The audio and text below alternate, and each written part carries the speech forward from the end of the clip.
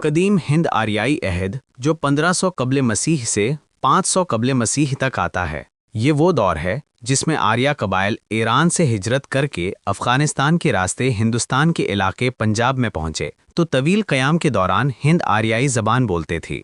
इनकी ज़बान अदबी सलाहियत से मालामाल और मयारी थी। अपने देवताओं को खुश करने के लिए इनके भजन इसी ज़बान में थे।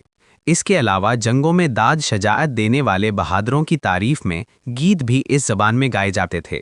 ये हिंद आरियाई ज़बानों अदब का नुक्ता आगाज़ तो है, लेकिन इस अहद की ज़बान क्या है और ढांचा या साख्त कैसी थी, इसके बारे में कुछ कहना मुश्किल है।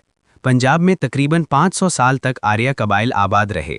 इनकी ज़बान हिंद ईरानी में इस क़याम के दौरान में इतनी तब्दीली आ गई कि इसकी शक्ल बदल गई और एक नई ज़बान बन गई। इस नई ज़बान को कोई नाम नहीं दिया गया, ताहम मसूद हुसैन खान ने इसे भाषा का नाम दिया। इस ज़माने में आर्या की मजहबी किताब ऋग्वेद लिखी गई। ये किताब कदीम हिंद आरियाई ज़बान का नक्शे अव्वल है। ऋग्वेद की वजह से इस ज़बान को वैदिक भाषा और वैदिक संस्कृत भी कहा जाता है। पंजाब से निकलकर जब आर्या गंगा और जमुना के इलाकों और बंगाल में पहुँचे तो इलाकाई ज़बानों के इख्तलात से वैदिक भाषा भी मुतासिर हुई और इस अहद में इस ज़बान के 3 रूप सामने आए। शुमाल मगरिबी हिंद यानी पंजाब और अतराफ़ के इलाकों में बोली जाने वाली ज़बान को अदीचिया कहा गया है। वस्ती इलाकों यानी अंबाला से इलाहाबाद तक बोली जाने वाली ज़बान को मध्य देशी कहा गया है और पूर्वी यानी मशरिकी इलाके जिनमें औध, यूपी, बिहार और बंगाल शामिल हैं की ज़बान को प्राचीया का नाम दिया गया है। इनमें से अदीचिया को मयारी ज़बान समझा जाता था। आर्या उल्मा को अपनी ज़बान की हिफाजत और इस्लाह का ख्याल आया तो उन्होंने वैदिक भाषा को मुनज़्ज़म करने का काम शुरू किया।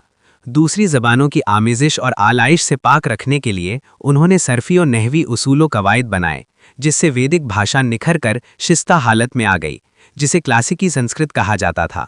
महाभारत और रामायण जैसी क्लासिकी कुतुब इसी ज़बान में लिखी गई हैं। ये अदबी ज़बान वैदिक संस्कृत से सौती और कवायदी एतबार से मुख्तलिफ थी। इसे क्लासिकी संस्कृत या सिर्फ संस्कृत भी कहा जाता है। लफ्ज़ संस्कृत का मतलब शुद्ध यानी शिस्ता है।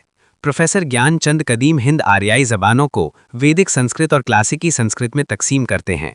डॉक्टर सुधीश्वर वर्मा कदीम हिंद आरियाई को 5 अदवार में तकसीम करके देखते हैं। नंबर 1, वैदिक की मंजिल।